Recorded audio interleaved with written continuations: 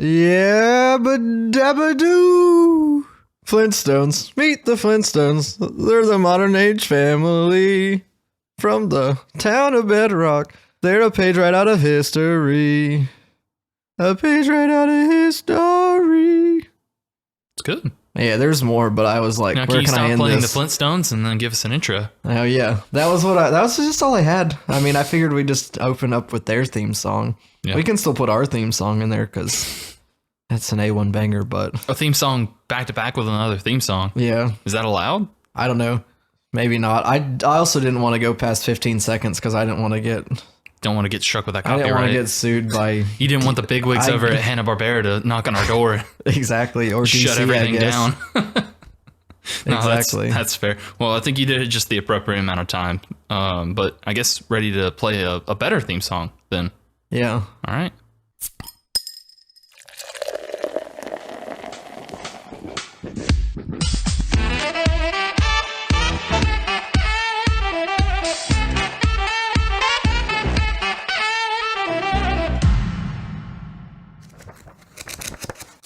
I'm gonna take a I sip. looked up the lyrics for that, I thought you might have. but I kind of. You had it. I kind of knew I knew the first part, like Yeah. Flintstones meet the Flintstones. Yeah. We're a modern Stone Age family part, but Higgins, tell me in a second if you were happy to meet the Flintstones, but first let me start off by saying welcome everyone to Comrades, Cocktails, and Comics. It's a podcast where I, Snoop Lynch, and my co-host Higgins Sturm. that's me. He's right here. He's the one who sang earlier. You all heard it. And I love together, singing for you guys. he loves it. Together, we're both gonna love telling you about a book we read, a drink we'll be drinking, and The friendship that we have, that will because make that's along the other way. part of it. You know it, Higgins. This isn't your first podcast. How you been, man? I've been doing pretty good. Pretty solid.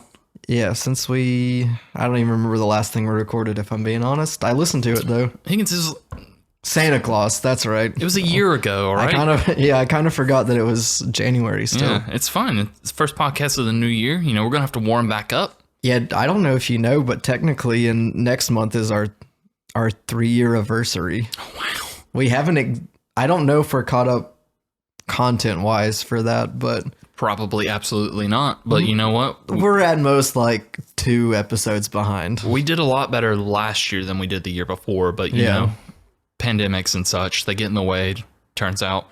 But they're not going to get in the way tonight because tonight we've got a lot to talk about. As I've said, Comrades, Cocktails, and Comics. That's the podcast we are, the official podcast of 008 Studios. More on that later.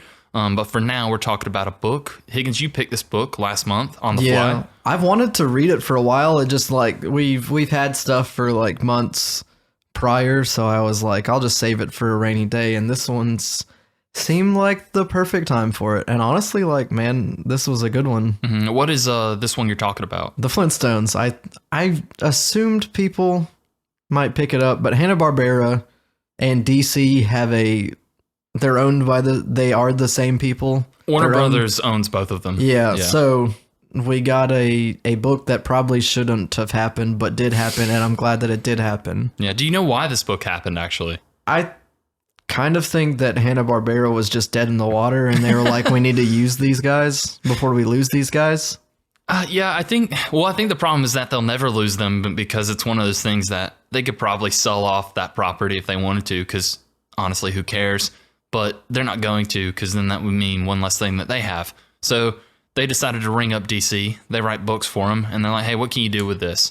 And DC, specifically Dan DiDio, I think he was the head of DC at the time. He's not there now, as far as I'm aware. I think he got canceled at some point. I have no idea about that guy. He's a big name in DC. Dan DiDio. He's responsible for a lot of things that you may or may not like the New 52. I'm pretty sure he was kind of the driving force behind that. I gotcha. Things like Batman: The Black Mirror, which is a great Batman story, you know, so on and so forth.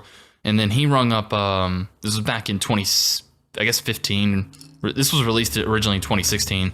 But he rang up Mark Russell, who had done work for DC in the past, specifically. I looked him up, and now I can't remember anything that he's done. Because I could tell you one thing he's done. Oh yeah. Besides the Flintstones that he This did. DVD's about to come out of my computer. I accidentally hit the wrong button. God. I don't even know what that's like. I haven't had a disk drive in my laptop in like 10 years. But no, Dan DiDio, who was the head of DC at the time, he rang up a Marcus Russell, and he said, "I love the work you did on Prez. Everyone talks about Prez. They never shut up about Prez." Oh yeah, is Prez the thing that he's known for? Prez is one of the first big things he's known for. I don't know a ton about it. I know it was a character from a teenager is elected and serves as the president of the United States. Yes, that's a good premise. Yes, and I don't think it's an original character from Mark Russell. I think it was an instance of Prez was a story, like maybe a one-off that was told long ago, and then they never did anything with it. And then Mark Russell came in and kind of revamped it with a bit of satire. And so they wanted that same approach for this story with the Flintstones. They were already deciding to do it, and they were just looking for the right person. I watched an interview this morning with Mark Russell, like way back when this first issue came out of the Flintstones.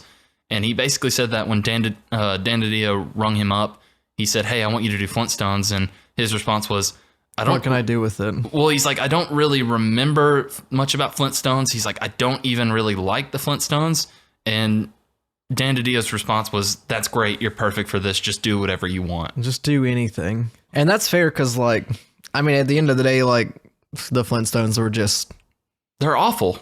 No, I mean, like, it was like a fun cartoon, but like they didn't really do anything with it. They were just doing like, "Oh, let me see how many puns and stuff I can do," but also in like a Stone Age variety. Yeah, I'm very much them. Well, I did too, and I'm very much I love animation. I love cartoons. Like, turns out not just for kids, also for adults. Who would have thought? It's completely for adults. Always for adults. My opinions on anything Hanna-Barbera, probably like most people, are that this was a starting off point and nothing more. Like, there's no reason I would ever want to go back to these cartoons. Introduced cartoons to people in general. I guess they popularized cartoons back in the day. You know, Saturday mornings, like pop on a Flintstones, which... and I watched them on a Boomerang, so... I watched them on Boomerang too. Yeah, watched that. A Jetsons? Scooby-Doo, Jetsons, you know, all the important stuff. Yeah, and there's been instances of like Hanna-Barbera stuff coming back in good ways. There's not many I personally can think of. I kind of hate everything Scooby-Doo except nostalgia for the live action movie back in the 2000s. With John Goodman? Or John Goodman's lookalike? He was in the Flintstones. Yeah. I'm talking about Scooby-Doo. Oh, the Freddie Prinze Jr. That makes way more sense. It does make a lot of sense, yeah. But yes, that movie does exist, the one you said. And that may have been the last time anything new Flintstones came out before this. Yeah. I don't really know. There was some other comics that I had seen stuff about. I don't know when they came out, though. Yeah. There was like a 1970s something one or other. Mm-hmm. What I find important about this book is now, and this started back in 2016. It's since wrapped up. There's only 12 issues total. We're doing the first 6 today. Now that this exists, this is the definitive Flintstones. Like, when anyone talks about Flintstones, if they know about this, they say, this is what you want to look at. That's the only thing that I heard. I was like, God, you got to read the Flintstones. They were like, all of this other shit that Hanna-Barbera and DC did is like, I heard the other stuff's not that great, but they were like, if you're going to read a comic, the Flintstones showed up on like a lot of stuff. Mm-hmm. And I was like, how is that possible? Like, what could they possibly be doing? Yeah. And then I was like, man, they're doing a lot of funny stuff. They're punning it up in there. It's a good bit of puns. The satire's definitely there, as I mentioned. I can tell. Social commentary too. God. Social commentary for days. I was like, I don't know. I can read all this all at once. Like I said, it's just like a short little 8-minute YouTube interview at some comic convention from 2016 or 2015, whatever. But like, just watching Mark Russell talk about the premise of it and kind of how he approached it. And then after reading it, it makes total sense that that's what he was going for. And he completely nailed this idea of, he said that because he was given free reign to do anything he wanted to do with it, he was thinking at the time about, well, what's all the horrible things, like politically, religiously, like consumerism, like what are all the things he hates about society today? Let's just blame it on what happened in Bedrock. Like, this is the reason why society is the way it is today, with the problems it has, is because it's been happening since prehistoric times in in his mind. And he has a lot of fun with that, but also there is a lot, like, this hits pretty hard in some aspects. Like, it's way deeper than I expected a Flintstones comic to be. I'll tell you that much. I got one panel in particular I was going to quote that sums up the tone of this book pretty well, if you don't mind me reading it out. Go for it. Cool. Basically, a little backstory. They go to a marriage retreat where they're talking about, like, why did you get married? And Fred's response is, marriage is like insurance. You only enter into a lifetime commitment because you're afraid of the future. But does being married even mean she will love me forever? Or is it just my attempt to keep her from finding someone better? Is marriage really just a sacred bond or just the illusion of security? Yeah. Not at all what I remember about the Flintstones cartoon. Yeah, and that's just like one of the deep things they talk about. Yeah, that's kind of on the mild side, honestly. He has a very fun time with marriage in one of the issues, and that's like the whole topic of one of the issues. What I enjoy about the pacing of these first 6 is the messages that Mark Russell wants to kind of like touch upon are kept to that one issue. Like I said, that's an issue entirely about marriage and other people's acceptance of your marriage, or not the acceptance of. There's one about kind of like, why do we shop? Why do we buy things we don't need? Is it because we actually like enjoy having these things, or do we do it so other people will not look down on us? Like, it doesn't. There's like post-traumatic stress disorder and stuff like that. There's like wartime stuff, wanting to have a baby when you can't. Yeah. All sorts of crazy stuff. And what I think Mark Russell does really well for a guy who didn't initially want to do this story, or at least like didn't feel like he could do anything with the story, is he's still able to keep the core, aesthetic, first of all, and that's mostly just because of the art. I'm sure that carries a lot of it, but just, he doesn't go, okay, I'm going to do my own completely new thing that doesn't really relate to the Flintstones at all. Like, I remember a lot about the Flintstones growing up watching it, even though I do hate it, but it is kind of nice to see those little like Easter eggs and things pop up in this story. Yeah, like the coolest part about the Flintstones was like, oh, we have all these dinosaurs and animals, and they're just like, oh, look, that goat's a lawnmower, that elephant's a vacuum cleaner. It's like, oh, obviously this isn't how people would be living their lives back then, but it's a very cool way to think about things. Like, their birds are their record players, and they're just like, back in those Stone Age times, they're still doing things like bowling and just doing what we're doing, but like with a little bit of a punny twist on it. Which is the point of that original cartoon as well. Like, the fun for people to watch that cartoon back in the day when it first came on was, look at the parallels between what they do versus what I'm doing right now. It's like, so they're doing it with an armadillo, whereas I would, throw a bowling ball. And so he doesn't lose any of that in his story. He just expands upon it, honestly. Like the appliance thing, there's a lot of kind of interesting back and forth stuff of just the household appliances, because they're animals, like you said. Oh yeah, like there's a good little chunk of dialogue that's just like these animals like talking about how shitty their jobs are. Yeah. Like the bowling, it happens on like the last issue, but the bowling ball just talks about like his day whenever he gets taken out and how scary it is for him. He's like, I don't know what I did to this guy, but he just throws me as hard as he can at these. He just throws me as hard as he can at these pins. And then I just go into a dark, dark hole, and I don't think I'm going to make it out. It's something like, he's like, I think this is it. This is where I die. And then I just come out on the other side. To do it all over again. Yeah, and he's telling that to the elephant, which is the vacuum cleaner, who then replies, well, the thing that gets me through... you don't have to sit in a closet. But they have this, like you get to see through the issues as we go, like, they start up this friendship pretty early on, and then they have these talks. I don't think this is the last that we're going to see of those two particular characters, just because of how they've been approaching it. But yeah, like, you see these two, the armadillo and the elephant, the elephant's the vacuum cleaner, he's the bowling ball. You see them kind of bond over their misery, and there's a lot of really sweet and sad moments to these kind of nothing conversations. Because like, the elephant says the thing that he looks forward to the most and what keeps him going. He's the only one who's stuffed in the closet when it's dark, so he's alone, and he's like, the only thing that keeps me going is knowing I'm going to see my friend later that day, which is the armadillo. Oh, yeah.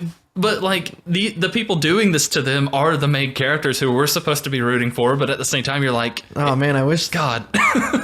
It's like, I wish they were nicer to him, but they don't even know they can talk, probably. Exactly. They don't think anything of it. It's just, and like I said, I think we'll see more of that as it goes. I don't expect it to go down a very happy route, just because there are good jokes and fun kind of lighthearted moments in this, but a lot of it is grounded in just kind of like, this is the realization of being part of a society. And I think that's kind of a good way to start this book off, is it takes what you knew about the Flintstones, but you don't really ever in that cartoon get a sense of, well, how did they get to where they were at? And this book covers that. That's a lot. true. It is as much of a Flintstones origin story that I didn't know I needed as it can get. It's like, it starts you off before it gets you to the point where they, like, I mean, the third issue is where they start getting appliances. They don't even talk about it really before then. They talk about the fact that they became a civilization in the first place and like fighting off other tribes and stuff like that. And before we talk about anything like too much in that direction, we had talked about the puns and everything like that, and how everything like meshes with like our like world and stuff like that. The very first panel before you even get like anything is just like a picture of the town, and there's just signs for days, and they're just all puns on things from like our world right now. Yeah. Like BedX, Starbricks Coffee, It's like Bargain or Bedrock something. Gravel and Loan, Whammoth Mammoth Thank You Mammoth, stuff like that. And you're like, they are just nailing it in one every single time. Exactly. And I think that Mark Russell works well as a writer in that regard, where he doesn't need himself, like, he doesn't need his words to be on the page. He is perfectly fine with, okay, I'm going to write down what I think this is going to look like or should be or what it needs to include. And then he lets Steve Pugh just have a go at it. And I think they work really well together. I've never read anything by Mark Russell. I've known of him. I've never heard of Steve Pugh, but I think that already they've got a good kind of just chemistry, and they understand like how to lean on each other with their writing and their art. I had never read anything by him either, but like, I know I've heard his name. Okay, he did Judge Dredd a little bit. Some Wonder Twins. Oh, I would like to write. I would like to read the Wonder Twins. I know I haven't read it. I know one thing he did, because this was so well received, is they gave him another Hanna-Barbera property. I think it was like Snagglepuss or something. Yeah. He's like the pink or purple cat, and that one's kind of similar, where it just takes that premise of that character and completely just reworks it. Like, I think the idea of that story is he's a closeted gay playwright who wants to make his big break in stage. So it's just like, this is just what that guy does, apparently. And he's good at it. Yeah. I can't. A lot of times when you have someone who's coming in to write like a satire about society, and this is what sucks. I thought it was going to be heavy-handed. Exactly. Honestly, as soon as it started, I was like, he's going to do too much and I'm going to hate this. And I will say it took me longer to read than a lot of the stuff that we've read before, but that's kind of because the words actually meant something versus like what we normally read. He writes a lot, and he's got a lot of monologues and speeches, but there isn't a sense of wasted space or words. Everything fits, and it's not cluttered for having all those words either. Yeah, and it's a lot of, like, he juggles way more characters than I would have assumed he'd go for, especially in this initial like first volume. Like, a lot of times when you're taking a property like this that's as old as it is, it's probably older than him, they'll ease into it. It's like, I'm just going to focus on the Flintstones. I'll have obviously like a Barney Rubble or whatever. Yeah, Barney and Betty, but like, let's not bring George Slate and like Bam Bam and Pebbles and all of these other characters that I specifically remember seeing in the cartoon too. His boss is a pretty good design of what I would think he looked like based off of what I remember him looking like. So it's really well done. I think and he does bring a lot of characters, maybe not in for a ton of time, but he gives those characters that maybe someone is attached to or remembers, he gives them their due. He even manages to bring in the Great Gazoo at one point. Oh, I was trying to think about who I was forgetting, and I was like, God dang, the Great Gazoo. And as soon as I saw an alien, that's the first thing that pops in my head. I was like, oh, God dang, Great Gazoo. And it wasn't even him yet. And I was like, I just remembered like this fun-loving alien in the Flintstones. And as soon as it popped up in the comic, I was like, oh man, you brought me right back. I'm well past Flintstones, like age of like, you should have been watching this regularly type thing. Yeah. This is like bringing back memories from like dumb kid stage me. Like he doesn't remember anything, and I don't remember anything about that age either. So getting a little piece of that's nice. Oh, and we already said Mark Russell wrote it, but Steve Pugh is the interior and cover artist. That's right. He's drawing up a storm. I quite love the art in this. He's done some stuff for DC as well. I think he had some runs on like Swamp Thing and Animal Man is what I read. So it makes sense that they would go to him. Oh yeah, it's kind of like we talked about with Star Wars. This is like very run of the mill comic book art, which I think it's got a bit of I think it's got a bit of like style to it. It gives me this kind of element of realism mixed with caricature, I guess. Yeah. Like a lot of it is very kind of grounded in realism, but they're still the Flintstones characters, and they don't really shy away from the weird kind of wacky designs and everything that they have. It's better than like when like people try to make it look like the Simpsons characters are real life humans, because those are disgusting. This is like this does look like what these characters would look like as like slightly more realistic cartoons. What's also good about bringing these characters into the modern day is things obviously change. The characterizations of those of the original Flintstones probably a little problematic in certain aspects. I couldn't tell you. I don't know what they did. I don't know what they were about. Well, it was mostly I'm sure they weren't exactly kosher, but well, what I hated about the Flintstones even growing up is just mostly the main character, mostly Fred, because he's just kind of this dickhead who hated his wife and his family, and he hated work. He just hated everything, and he wanted to go home and watch TV. Now he loves his wife. He's got way more nuance to him. And the thing is, you could argue it's not the same character because he doesn't ever really get that kind of angry that I remember, but that wasn't a good characteristic of that character. It's not what made that character interesting. So he completely scrapped ideas like that to then rework them into this, and it's something I want to read. Like even Wilma wasn't really a character because all she was there to do was be the wife and maybe get onto him or not get onto him. I'm not gonna lie, man. Old Wilma, she's a stunner. Good for him, man. Yeah. Her and Betty. I know it's a cartoon, but like, good for him, man. Yeah, and like he did a great job. And you're 100% right. Like the fact that they just bring like modern day thinking to these characters that needed modern day thinking attached to them if they were going to be made again. Exactly. Like there's no point in bringing back those characters to just do that same kind of story again, like to do that same attitude of like, just I hate everything and I'm angry and like bad stuff happens to me, but then it works out by the end. Like there's nothing there. There's nothing I would want to read. I don't think there's really anything anyone would want to read of those original characters. The way to kind of get me in though is, I remember that. And I remember liking some elements of it, mostly none of it, but I'll give this a chance. Like I would have never have picked this, quite honestly, because of how much I dislike those original cartoons. I just heard, but I'm glad that you gave it a chance and picked it for this because I thought this was really well written. I kind of wanted to go ahead and just get in on the second volume, but especially considering there's not more than one more volume, basically. No, it's 12 and you're out. 12 and you're done. Mm-hmm. And I think it will be one of those ones that ends, like, it ends open-ended where you could come back to it if you wanted to. And who knows, he might. Like, we have instances of that in some of the past books that we've done for the show. I remember that Marvel's is back in full force now. And that did a similar thing to this where it took those characters that we know and it just kind of put a more realistic, like, societal twist on it. Yeah, this is something you see the stuff that we're dealing with right now or what they were dealing with back in 2016. Mm-hmm. And I enjoy the most that these characters are as flawed as they are and that their civilization is like it's supposed to be the start of what we know as civilization today.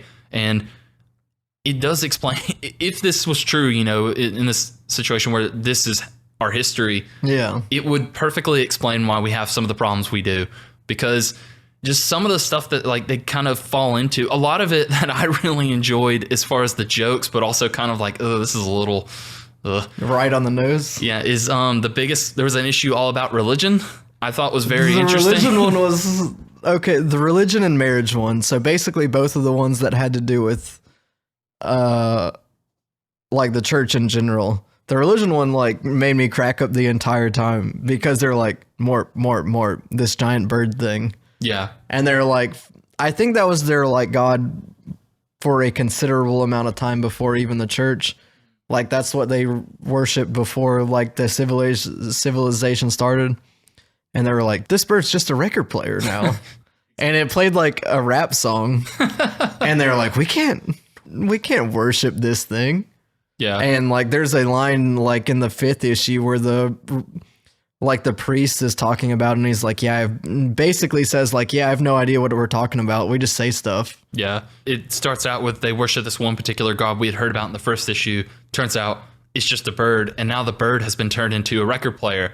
And so the people are noticeably pissed off. But then it comes back around where they go, oh, we've got this new god. We got this new one, Peaches, the elephant. Who's clearly just an elephant, but it's that idea of they want something to believe in it as a higher power, and they're willing to give this guy not one, not two, but multiple chances to give them that. And that was the same issue as like the shopping, right? Or was it the issue afterwards? I think it's the same, yeah. Because they come back and Wilma's in the store and she's like, wait a second, our new god's a vacuum cleaner. Yeah, which they then buy. Yeah, which they then buy and becomes friends with our armadillo friend. Yeah, and so... And they eventually just say like, well, all these animals keep turning into things, like maybe we should just unveil an invisible god and then we can just say whatever we want about him, which I do the religion thing a favorable amount, and I mean it is an invisible god,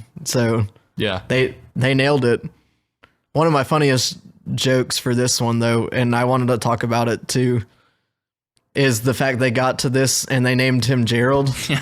And then like 2 issues later, like someone gets mad about something and says, Gerald, damn it. Yeah. And that was like, I laughed out loud because I was like, I cannot believe they came back 2 issues later and are like, they brought the god's name back. And they're not even talking about religion or anything. So you just have to have had read it and known that's what they that were was going the god's for, name was. They're just going for some blaspheming. You Go can do ahead, it, Gary. You can do it, Gary. Jump up on that chair. Yes. Hell yeah. Yeah, he's deep in that blanket. He's coming to see you. Probably gonna walk on that lamp, and then he's gonna walk on your table. Just thinking about it. There you go. There Gary. he goes. Gary, everyone. He's doing a lot, guys. He's got a lot going on.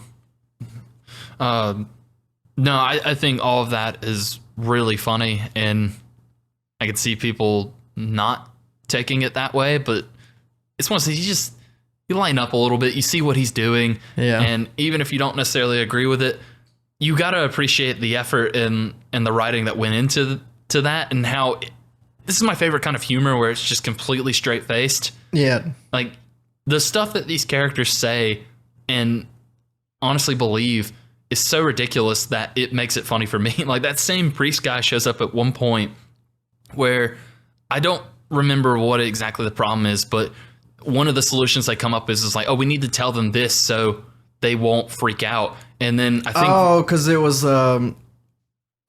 there's an asteroid coming towards the thing, and they were like, you need to tell them that it's just not coming so they can be happy or something like that. And Fred's response is like, he's like, we can't just lie to all these people. And the priest is there in the room, and he's like, it's actually way easier than you think. That one got me good too. Yeah, and so it's just stuff like that where you're like, he's nailed it, like nailed it in one. Everything about this works so well together. Like, the more you read, the more enjoyment you get out of it overall, and the sadder the moments get as well. When you kind of like, I think the hardest moment for me was there's this war that's mentioned, like from the beginning to the end of this volume. And yeah, they're talking about it the whole time. And they're like talking about how it shaped them as a person almost. Yes, and not just them, but the city that they're Bedrock, the city that they're in, that's the land they conquered. And so you know a little bit about that going through the first few issues, and then it's finally revealed that, oh, they just came over and just took this land from these people who weren't even doing anything. And it has this like kind of like Slate, the guy who runs the quarry, he was behind a lot of it. He's basically convincing them like, if we don't attack them, they'll attack us first. They'll attack us, and he was like, but he just wanted to get to the granite quarry, basically. Yeah, the bedrock, so to speak. Exactly. And so that's revealed, which is already kind of like it's that oh shit moment of these people we've been following and kind of like we're supposed to be rooting for.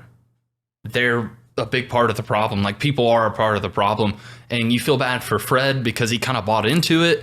He bought into it hard, and then as soon as he, like, it was like one of those things where he was like, I'm going to sign up for the military, I'm going to do this, I'm going to do this, I'm going to do this. And as soon as he realized what he was fighting for, he was like, oh shit, that's not what I thought I was doing.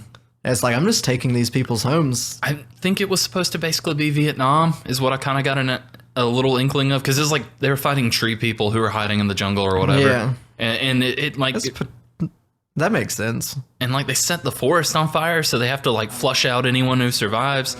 But then one of the saddest moments, that's also kind of a happy moment, but you know, kind of going to the war and everything, Barney joins this war, he can't have kids, he doesn't feel like a man, and this horrible thing happened where they murdered all these people, and like it's done, like they're gonna have to carry that with them for the rest of their lives, and that's why they go to like PTSD like counseling sessions, which we'll talk about that later, but we'll get finished this thought first. A good moment that comes out of that is he hears a baby while they're like looking for survivors, and he finds Bam Bam and he takes him home. And it's kind of one of those like, yeah, we burned down this brush, but here's this new beginning type thing. Yeah. And it's like, we did a horrible thing, but at least we're like try to make it right by raising one of their kids. And then you're like, okay, now I know why he's super strong. Yeah. Because he was a member of these tree people who are super strong.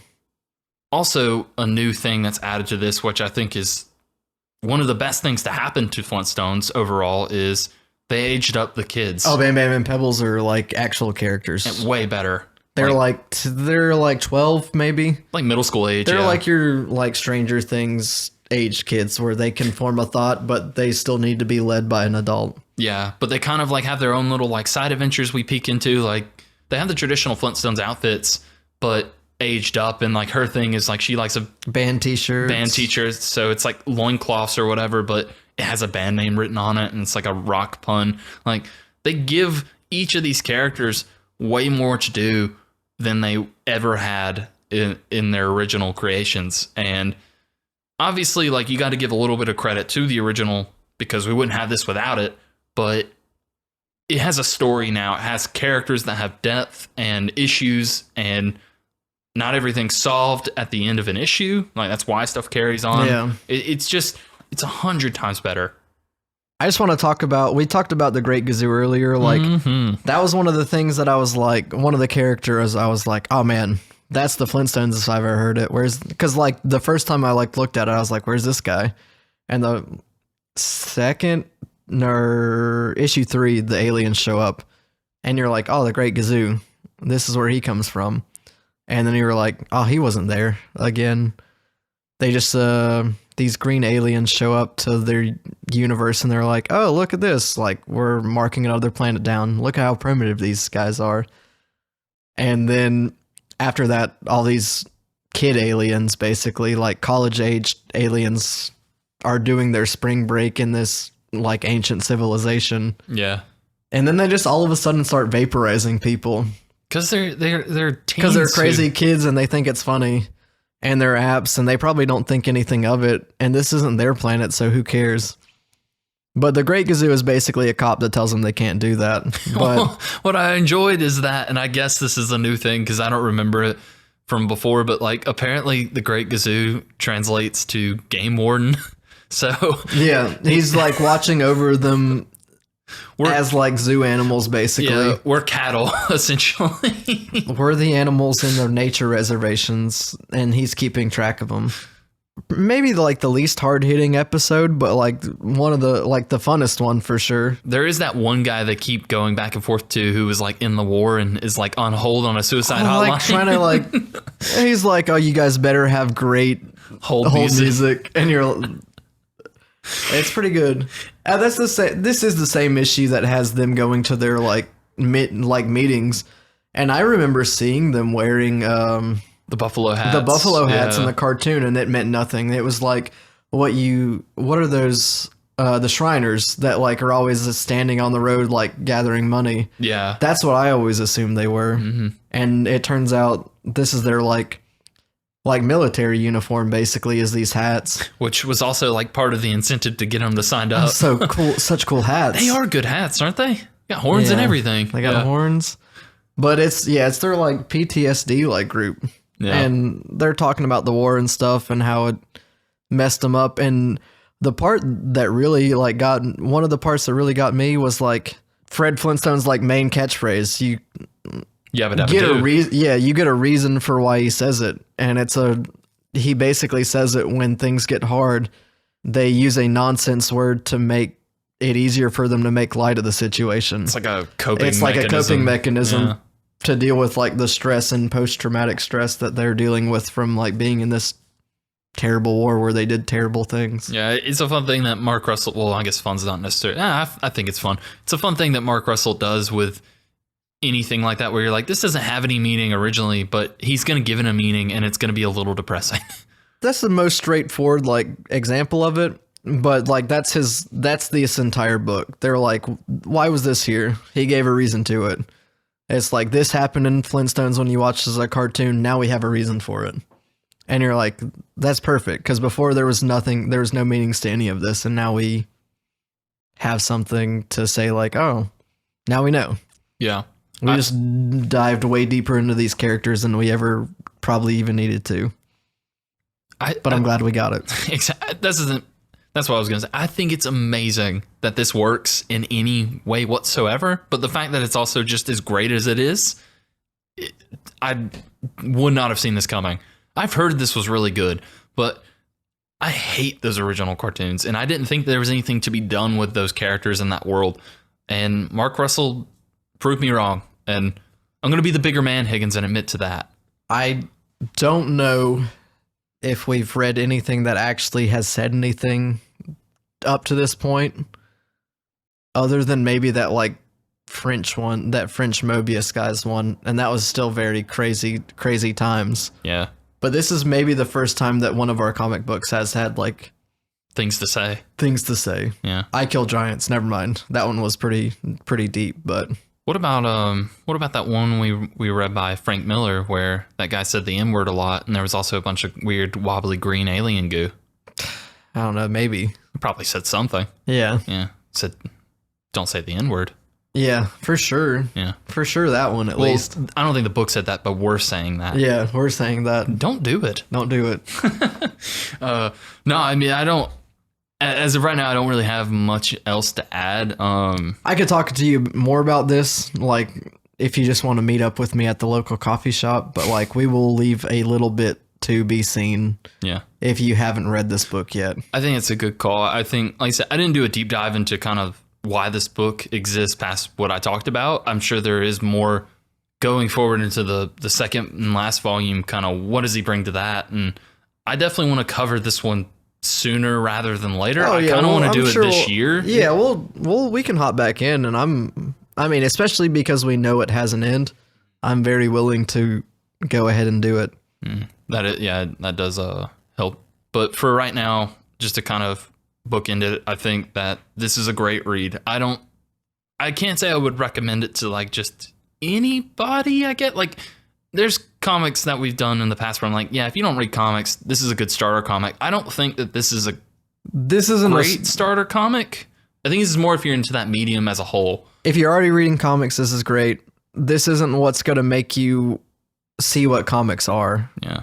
Just because it does go a little deeper than comics normally do. Yeah. I would say normally that if you love the Flintstones, you should read this, but who loves the Flintstones as a concept? Like, I don't love Honestly, the people that love the Flintstones would probably hate this because they're doing like very big think so?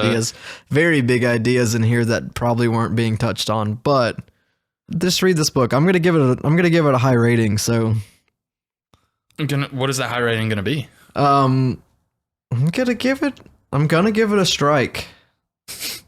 That sounds like a bad rating, Higgins. No, but Fred Flintstone really loves bowling, and a strike's good. And I'm giving it a turkey. 3 strikes in a row, actually. And that's why, for that reason and all the other reasons we listed over this, how long have we been recording? Probably like 35, 40 minutes, maybe longer. But anyway, for all the things I've said, my rating for this book is I'm going to order us 2 buffalo hats on Amazon. Hell yes. 2-day shipping, obviously. And I'm going to give this one big yabba dabba woo. Yabba dabba woo. Exactly. That's pretty good.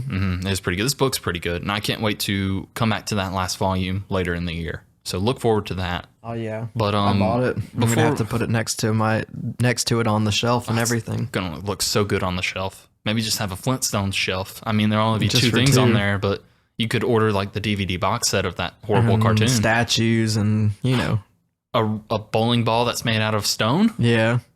Be good. Put it on the top shelf though. That way, eventually, it'll weigh down and break the shelf, and then everything else will be ruined. Cartoon style. But before we get back to that last volume and wrap up this whole story, let's instead go to a different segment where you tell me and the listeners about the drink we were drinking. Yeah, we decided to do it at the end this time. We were going to do it in the middle, but there were so many hard-hitting topics. I picked, and you guys are never going to guess what this is called, so I'm just going to tell you. It's called the Flintstone cocktail.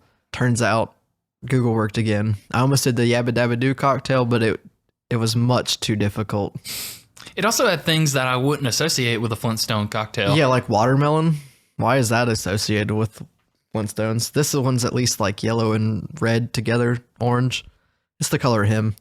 And it has orange juice, 3 parts orange juice, 3 parts Red Bull, 1 part vodka. Or no, not vodka. Sorry, guys. Scratch that. 1 part tequila. I've had a few of these, so Explains why you messed that up. explains why I messed that up. Yeah. And then just a splash of grenadine.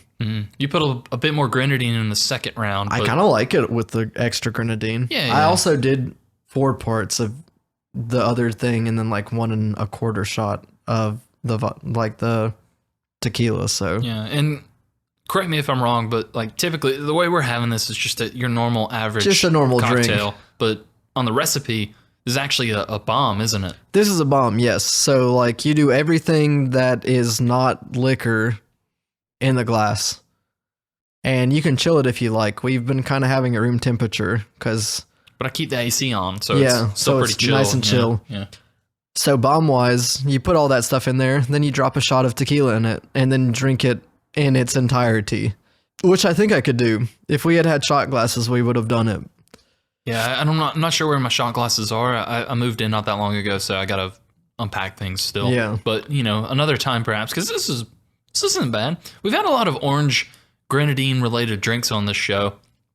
I'd definitely put this one kind of in the middle. Tequila's my favorite quick liquor, so Your quicker?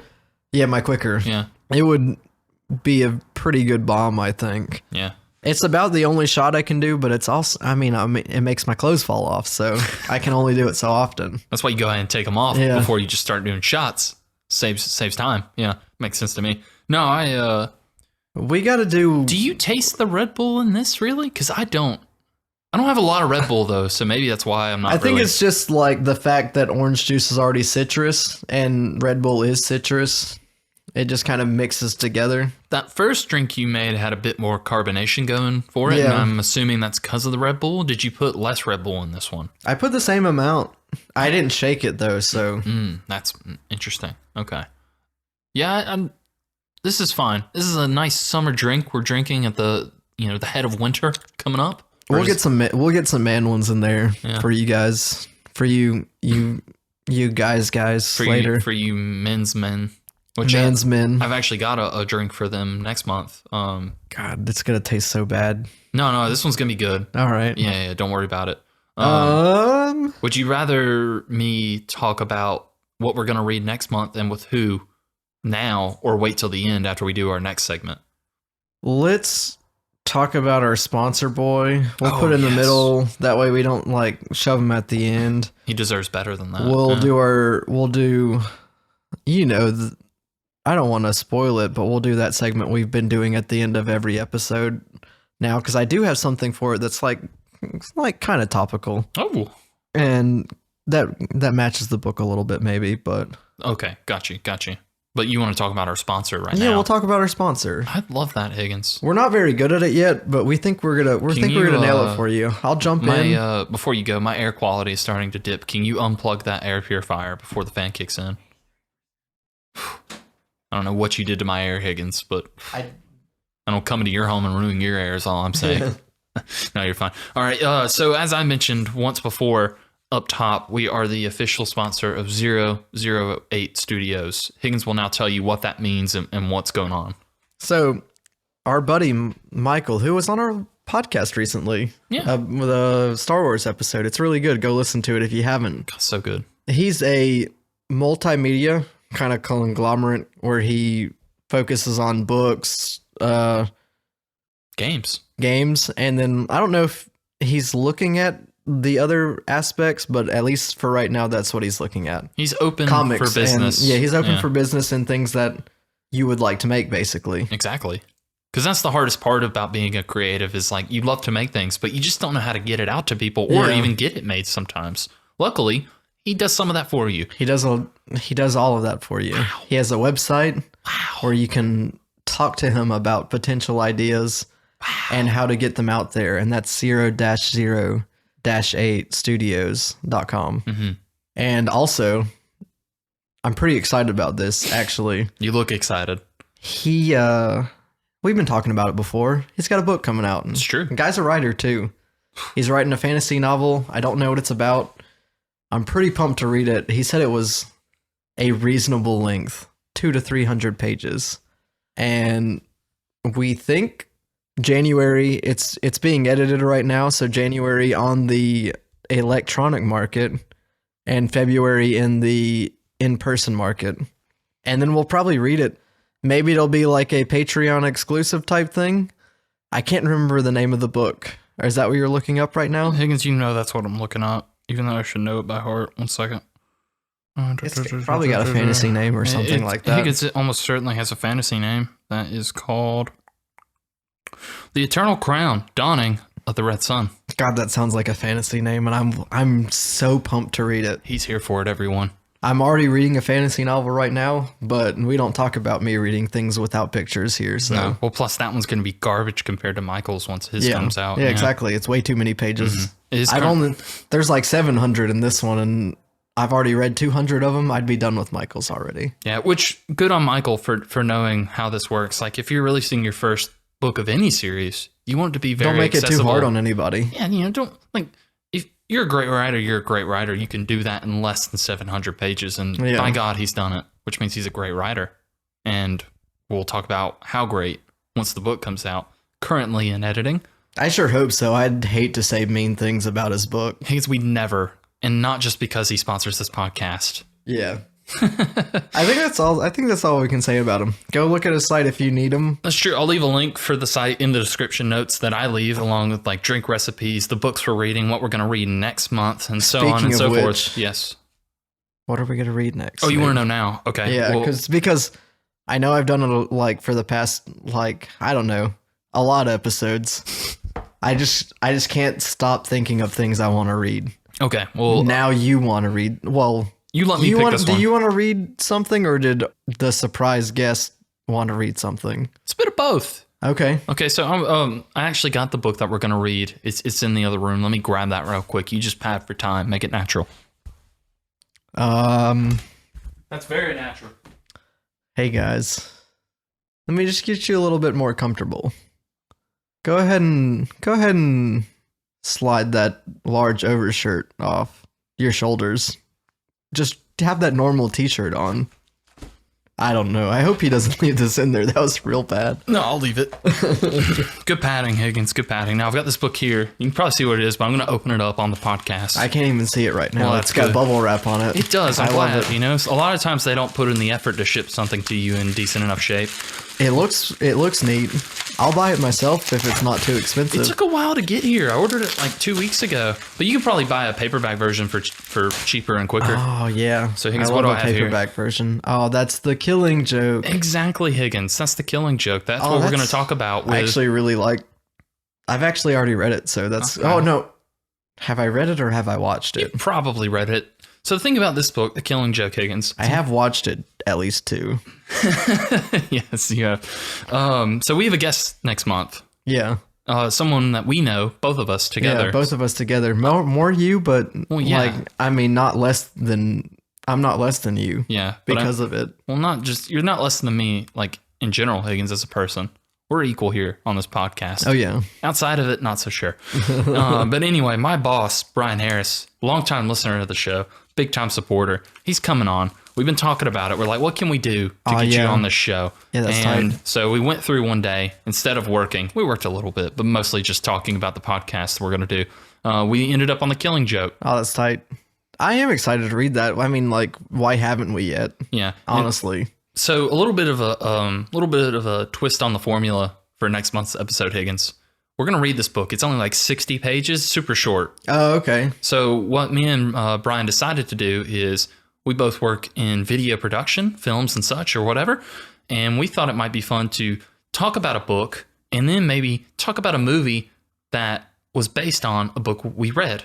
Oh, so we're going to read it and then watch it. We're going to read this book and then we're going to talk about a little movie you might have heard of called Joker. Oh, like the one with the Joaquin and all that jazz? Joaquinius Phoenixus. Yes. Joaquin Phoenix? Okay, Yes. that's neat. Yeah, there is a Killing Joke animated movie. I've seen it. It's fine. There's like 30 minutes of faffing about that's not good. But the movie Joker, which presumably everyone's seen. It does fit. I guess it kind of fits it. Well, the people who made that movie, I think it's like Todd Phillips. who Like, made really that. liked it. Well, I something. think they said it's based on this as well. Okay. And you can see that. You can see it. So We'll talk about it later, but yeah. So the segment we're about to do is basically just going to be part of the show next month, where we're going to talk about the book first, oh yeah, I'll sing. Don't you worry, I'll sing that. and then we'll do an extended segment of the thing that you're going to sing in a second Yeah. about the movie. Yeah, don't you guys So worry. if you're on board for that, we are on board for that. Yeah, I mean, I'm down. He's down for it. I'll do whatever Yeah, this will for like a quick buck, you know. super. This will be super. Like we'll have stuff to say about the book, obviously. Oh, but yeah, it's a staple in the graphic novel world. Mhm, exactly. And so yeah, look forward to that. And if you don't, leave now. We'll wait. Okay, they're gone. Thank goodness. I didn't like their attitude. Yeah. And now that they're gone, Higgins, we can go straight into our last segment. Banana. Readings for squares. Higgins, that's the theme song for the last segment of the day. Yeah, and I got something for us. I don't know if you have anything. I normally lead off. Would you like to start this time? I'd love to lead off in this segment that you call Reading for Squares, which is where you and I talk about anything. Something that's not a book. It's not a book, because there's more to us than books, Higgins, isn't there? Just like There's also the alcoholism. just can't handle words anymore. I'm up to here with it. Don't want I just anything. I just want pictures Unfortunately for me, and sounds. most of the things I've been doing are words and book related, but I did Yeah. manage to fit in one thing I'd like to kind of just talk about for a second. You're familiar with Attack on Titan, yes? Yes, I've watched the first episode 3 times. Well, there you go. I've tried to start it a lot. Well, as of, let's see, today is the, 12th of January? Yeah, the 12th. When we're recording? Yep. Yeah. They just started either this week or last week. They just started the last season of that show. Oh wow, I was thinking I heard it was over, or was there a movie that came out recently? So as far as I understand it, the plan right now is they did final season part 1 last year or the year before, one of those, and they just came back to final season part 2. Okay. They did the first episode. I think that they're going to end it with a movie, but they might also just end it with this last part. I don't know that yet, but Or both. I'm really excited. I came to this way late in the game. I want to say that like that first part of this last season was coming out right when I started the show, and I just bled through 3 seasons like nothing. Really want to watch it. It's one of The first episode's so dang good. It's a show that gets better with time, but also it's one of those shows that changes. Like, it's not afraid to just change completely where it started from. Like, when I think about that first episode's completely different than, like, the start of the second episode even.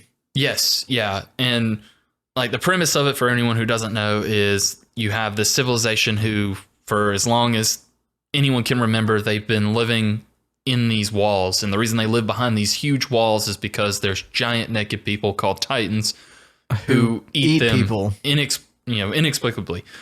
And they're safe behind the walls, and it's kind of it starts out as this, like, well, yeah, we're safe, but are we free? You know, like, what's out there that we don't know about? Why are we trapped in here? And you have the one main character, Aaron, who wants out, and he gets his wish, unfortunately, because they finally break through the walls one day, and he vows right then and there, because stuff happens. I don't want to spoil it, but stuff happens, and he vows right then and there he's going to end all Titans once and for all. And it's just the story of that journey, and it's kind of got this, like, it's like Game of Thrones politics. It's got crazy good action in it. You don't really ever know what's going to happen next, because they just add to the lore, and the reveals and the twist as the series go have gotten crazier and crazier, into the point where it's not even like, it is about the Titans, but they're not the main antagonist at this point. Well, it's like the same thing as I'm assuming it's the same thing as like a zombie story, where like zombies are an antagonist, but you find out that humans are the real monster, all along kind of thing. It's more true than you'd think in this case. You should really get into it. I don't want to spoil anything. Yeah. But one thing I've loved about this is I think it's going to go down. It probably already has gone down as like one of the manga / anime that like you have to people talk look about into. it, and as like I've more than wanted to start it. Mm-hmm. It's just I'm so bad at finishing things. This one it's not a tough ask to finish this one, but there's long seasons. Like, I think on average they're like 26 episodes a season, except the second season, which for whatever reason is only like 12. That one's like the quickest one to get through. It's a show that's like had crazy long production times. I think this started back in like 2013. Yeah, no, they're just like huge gaps between like production, throughout a season even. Yeah, and this last season in particular, with the first part, it switched over to a different animation studio, and a lot of times that doesn't go that well. Screws it over. I will say that it has kind of lost some things in it by switching over to, I think Mappa is the studio that does it now. They're still killing it. Like, this show is still great. Like, I watched that first part of the last season. This first episode, it's not dubbed or anything yet. It just started airing in Japan, so it's it's subtitled if you really want to watch it right now. I'm just so excited to get back into it, and I've heard that the ending is crap. It just ended like last year, the year before. I've heard the same things. I don't really know how at this point, because for something to change as much as it has. You think it's the Game of Thrones effect? It might be, but for something to change as much as this has and still be as strong, I want to believe that maybe the ending's not that bad. It's just not what people wanted. And that doesn't necessarily mean it's bad. It just means that this isn't what I thought was going to happen. I hope it's one of those cases, because I would hate for a show like this. That's the same thing as the Game of Thrones thing, because I thought the same thing. I'm sure people wanted to have like a more like meaningful ending, but like at the end of the day, the ending of this show is they're still living afterwards, so how well can you actually end it? I maintain two things about Game of Thrones. I maintain that people aren't upset about the way things ended. They're just upset about how quickly it got there, and it just feels like there's a lot of stuff missing in between, and which is fair to be upset about that. And I also maintain that, well, at least we get an ending, because that guy's never going to finish that book before he dies. So, and I'm assuming if people are mad about this, it might be potentially the same reason. A lot of people are calling for like a anime only ending. Yeah. Which, you could do that. And who knows, they might do that because of how kind of badly the ending has been received in the books. But they could do Full Metal Alchemist Brotherhood, Attack on Titan Brotherhood deal. Later on. Yeah. Which would be the opposite of that one, but still. I think that even if the ending does turn out as bad as people have said it is, I've thankfully managed not to spoil myself on the book ending. But even if it's as bad as people say it is, the ride has just been so much fun. Oh yeah, I mean I've heard it's great all the way to the end, even if it is bad. Mm-hmm. I have something for you guys. Snoop might have even watched it. Have you watched Don't Look Up on Netflix? I've seen like 30 minutes of Don't Look Up, and then I had to go to bed. Well, I really wasn't gonna talk about it. I didn't have any plan for this segment, but then I was thinking about the issue of this where it, like the asteroid was coming toward the town and stuff like that, and I was like, well, that fits pretty well. Does. Don't Look Up is a star-studded cast, and basically the world, within the first 30 minutes, you find out that an asteroid like 5 to 10 kilometers wide, it's like 6 miles long or something, is heading towards Earth, and it's gonna hit it. And these scientists, Leonardo DiCaprio and Jennifer Lawrence, they're like, man, this is gonna hit us, guys. And you just see how much of a clusterfuck it is for them to tell the people of the United States that, hey, we're gonna get hit by an asteroid if you guys don't do anything. It's not gonna be good.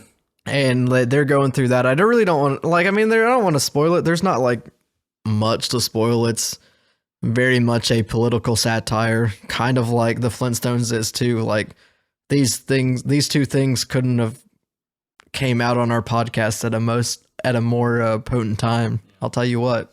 It's like they knew what we were going to talk about. Yeah, exactly. Yeah, that was very kind of them. No, it's basically global warming, right? Is kind of what this is just talking about, like, it's very much connected to like the vaccine stuff, where like there's this very clear and present danger, but like we're not going to look at it. Like there's like a political slogan, the president wants to be president again, and there's a Jeff Bezos-esque character where he owns this thing that is in charge of a lot of technology.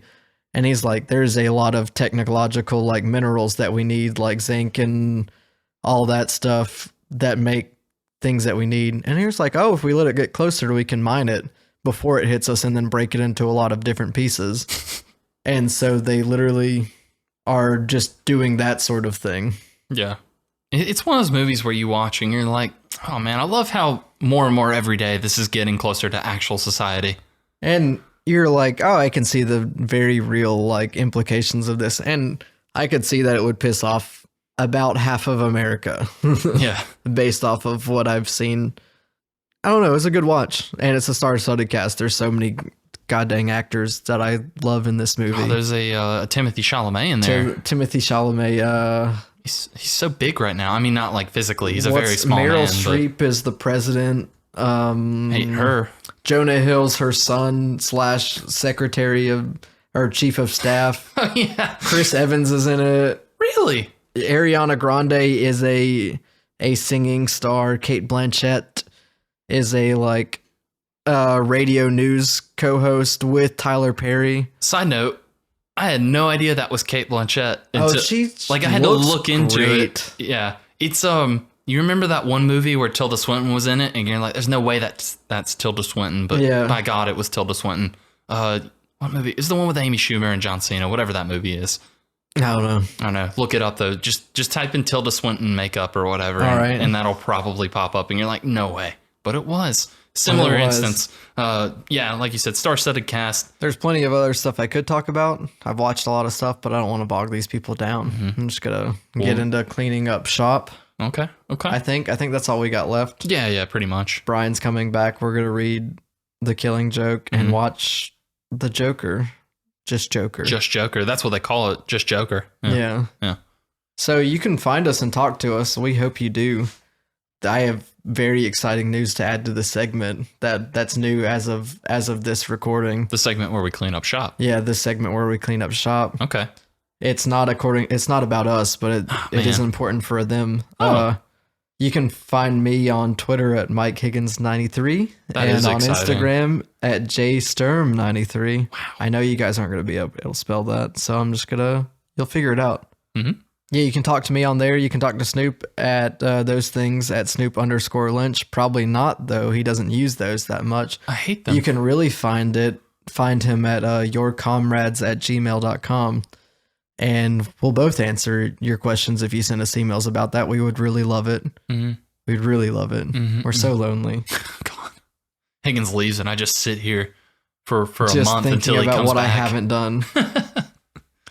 And yeah, we would really like to talk about you guys with anything. Ask us any dumb question. Tell us to read a book.